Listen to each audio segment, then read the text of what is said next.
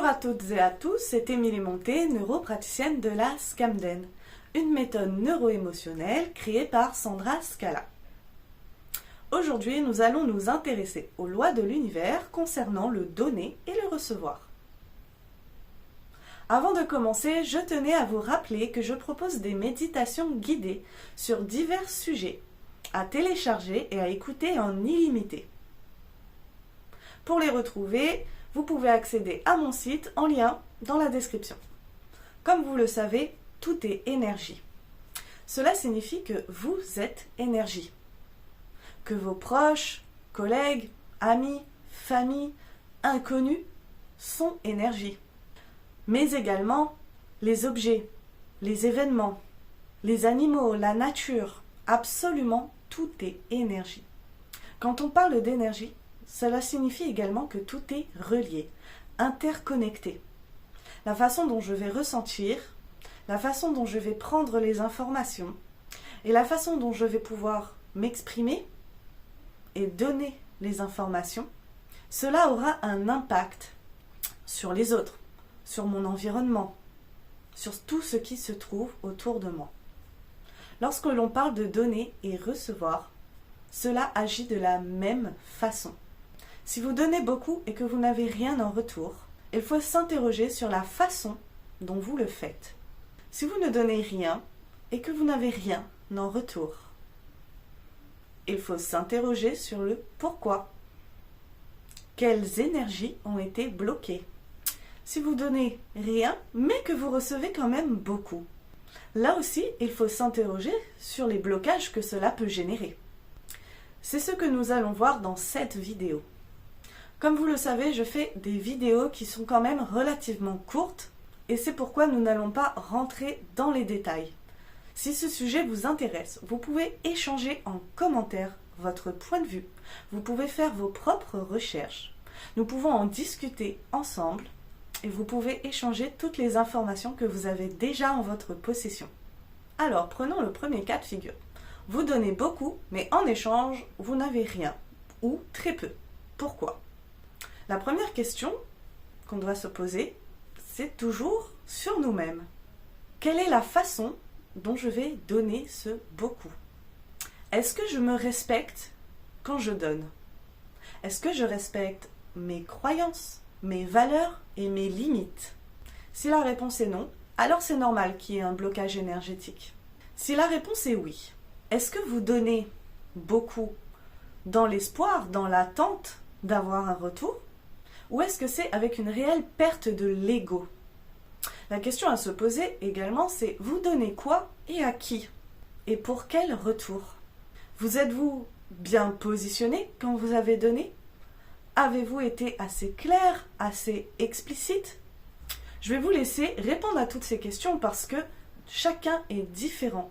Et les blocages énergétiques que vous pouvez vous créer vous-même seront différents. Pour donner, il faut se respecter. Respecter qui l'on est, respecter nos croyances, nos valeurs et nos limites. Il faut le faire de bon cœur, parce que cela nous donne envie de donner. Et non pas parce que c'est une obligation, non pas parce qu'il faut un retour. Et il faut le faire de façon judicieuse. Les bonnes personnes, les bons dons, le bon moment, de façon claire, simple et explicite. Nous allons maintenant parler du deuxième cas de figure. Vous ne donnez rien et vous ne recevez rien. Je ne veux pas m'étendre sur ce sujet parce que je pense que déjà, rien qu'en ayant dit ces mots, vous avez compris. Tout à l'heure, je vous ai dit que tout est énergie, tout est connecté. Forcément, si vous ne donnez jamais rien à personne, vous créez un blocage, vous créez une barrière. Et l'univers vous dit, très bien, eh bien vous n'aurez rien. Plus on est dans le partage, plus on est dans le réseautage, plus on est dans la bienveillance, dans l'amour, et plus on va obtenir également. Et cela commence toujours par soi. Se donner déjà à soi-même ce qu'on attend, donner aux personnes qui nous sont chères, en respectant les points vus dans le premier cas, et étendre ces dons au fur et à mesure aux voisins, aux inconnus dans la rue, aux animaux, à la nature, à l'univers dans son ensemble. Je pense que vous l'avez compris si vous avez déjà vu plusieurs de mes vidéos, mais je vais quand même le répéter. Tout passe toujours d'abord par soi. Apprenez d'abord à être juste avec vous-même. Apprenez d'abord à vous donner à vous-même. Apprenez d'abord à vous connaître, à vous comprendre et à agir de façon à être vous-même épanoui. Apprenez à bien communiquer avec vous-même. Et vous verrez que déjà, en faisant ça, vous comprendrez mieux, vous agirez mieux, vous communiquerez mieux avec votre environnement. Pour finir, le dernier cas de figure. Vous ne donnez rien et vous recevez beaucoup. Quelles en sont les conséquences? Là, encore une fois, il y a des millions de possibilités et il n'y a que vous qui puissiez y répondre. D'abord, la première question, c'est « ça vous fait quoi ?» De ne rien donner mais de recevoir beaucoup. Est-ce que ce sont des sentiments agréables ou désagréables? Et ensuite, quels impacts ça a sur votre environnement? Et comment y remédier si les émotions ou les conséquences sont néfastes? Il faut tout simplement vous poser les bonnes questions. L'univers a des millions de lois. Elles peuvent s'avérer complexes. Et pourtant, elles ont une logique qui leur est propre. Un peu comme les mathématiques. Une fois que l'on a compris ça, il est simple de comprendre comment agir, comment penser, comment fonctionner. Pour attirer à nous toujours le meilleur. Pour être dans cette reconnaissance, pour être dans ce partage. Pour être dans cette bienveillance, dans cet amour, dans cet épanouissement. Quelle que soit votre situation sur ce donner et recevoir, il est également important d'être reconnaissant. Comme je vous l'ai dit, d'abord reconnaissant avec vous-même, mais aussi avec les situations et les personnes que vous rencontrez.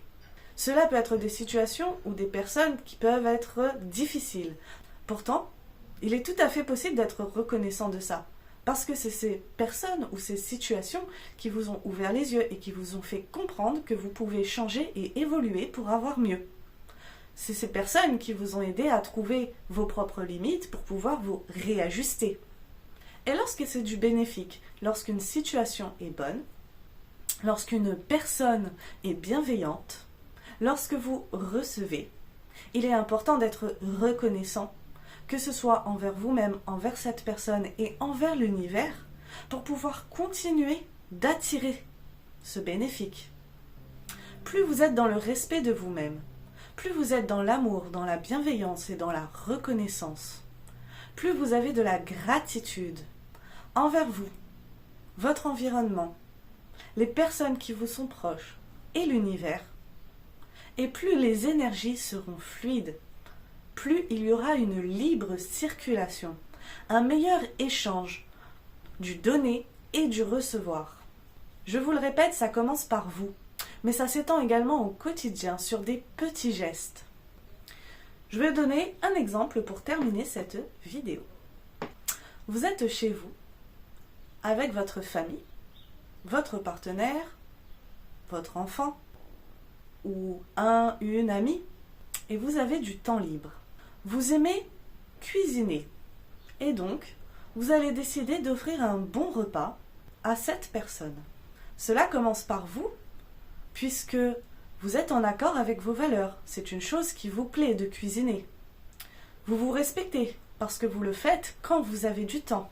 Et vous le donnez avec bon cœur parce que cela vous fait plaisir d'offrir ce repas à cette personne. Vous n'attendez aucun retour de sa part pour ce beau repas. Et vous êtes reconnaissant avec vous-même, avec votre environnement et avec l'univers parce que vous avez chez vous tout ce qui est nécessaire à la préparation de ce beau repas. Ici, tous les éléments du donner sont en accord, sont justes.